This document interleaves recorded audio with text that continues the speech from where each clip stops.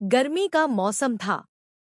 कालीपुर गांव में रात की ठंडी हवा मिट्टी की सोंधी खुशबू बिखेर रही थी। लेकिन उस रात हवा में कुछ अजीब था। ऐसी खामोशी थी जैसे पूरा गांव किसी अनदेखे डर से सहमा हुआ हो। आसमान में काले बादल धीरे धीरे इकट्ठे हो रहे थे। हवा चल रही थी और दूर कहीं बादलों की गड़गड़ाहट सुनाई दे रही थी। गांव के लोग जल्दी जल्दी अपने घरों की ओर लौट रहे थे, जैसे उन्हें किसी आने वाली अनहोनी का आभास हो गया हो। कालीपुर के किनारे एक छोटा सा मिट्टी का घर था। उस घर में कमला अपनी छोटी बेटी सुरभि के साथ रहती थी। कमला आंगन में बैठी आसमान को देख रही थी। उसकी आंखों में बेचैनी थी, क्योंकि उसका पति मोहन अभी तक घर नहीं लौटा था।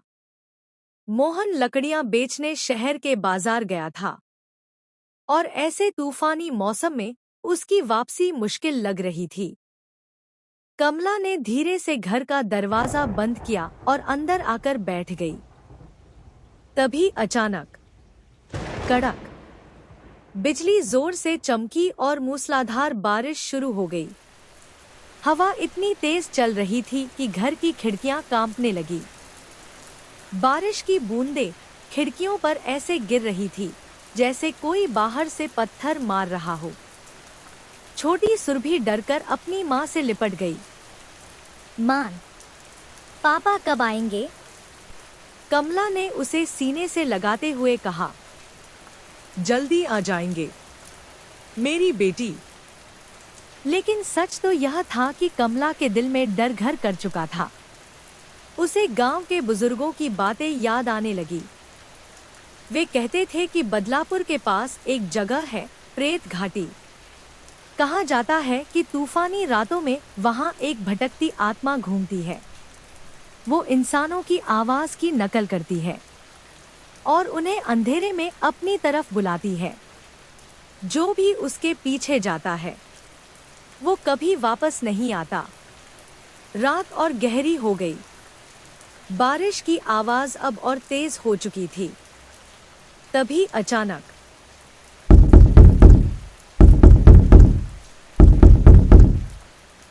दरवाजे पर किसी ने दस्तक दी।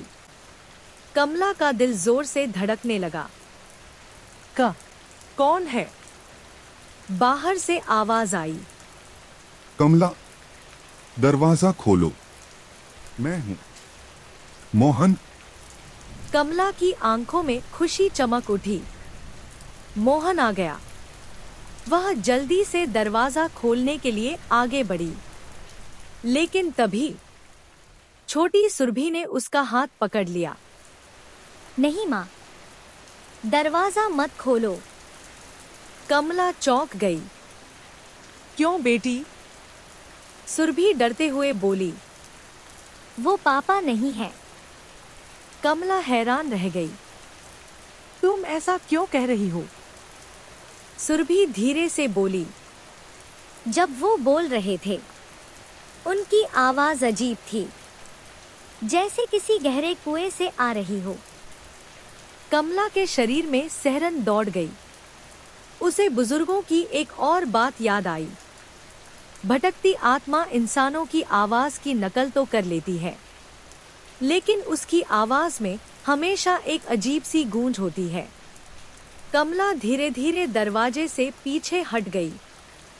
दोनों मां बेटी घर के कोने में सिमटकर बैठ गई। बाहर से फिर आवाज आई। इस बार आवाज थोड़ी तेज थी और उसमें वही अजीब सी गूंज थी। कमला, दरवाजा खोलो, मुझे ठंड लग रही है। इस बार आवाज थोड़ी तेज थी और उसमें वही अजीब सी गूंज थी। कमला ने अपनी बेटी को कसकर पकड़ लिया। उसने दरवाजा नहीं खोला। कुछ देर बाद बाहर फिर से सन्नाटा छा गया। सिर्फ बारिश की आवाज रह गई। कमला ने पूरी रात भगवान से प्रार्थना करते हुए बिताई। सुबह जब उसकी आंख खुली तो बारिश रुक चुकी थी। सूरज की हल्की किरणें घर के अंदर आ रही थी। तभी बाहर गांव वालों की आवाजें सुनाई दी। कमला बाहर आई। उसने देखा उसका पति मोहन गांव के लोगों के साथ खड़ा था। उसके कपड़े भीगे हुए थे और वह बहुत थका हुआ लग रहा था। कमला उसे देखकर दौड़ पड़ी। मोहन, तुम ठीक हो? मोहन ने गहरी सांस ली और बोला, कल रात मैं शहर से लौट रहा था, तभी तूफान आ गया। मेरी बैलगाड़ी का पहिया प्रेत घाटी के पास टूट गया। मैं उसे ठीक करने की कोशिश कर रहा था, तभी अचानक मुझे किसी की आवाज सुनाई दी। वो आवाज बिल्कुल तुम्हारी जैसी थी। वो मुझे घाटी के अंदर बुला रही थी। दोनों के मन में एक ही सवाल था। अगर मोहन पूरी रात घाटी में था, तो फिर कल रात दरवाजे पर कौन आया था?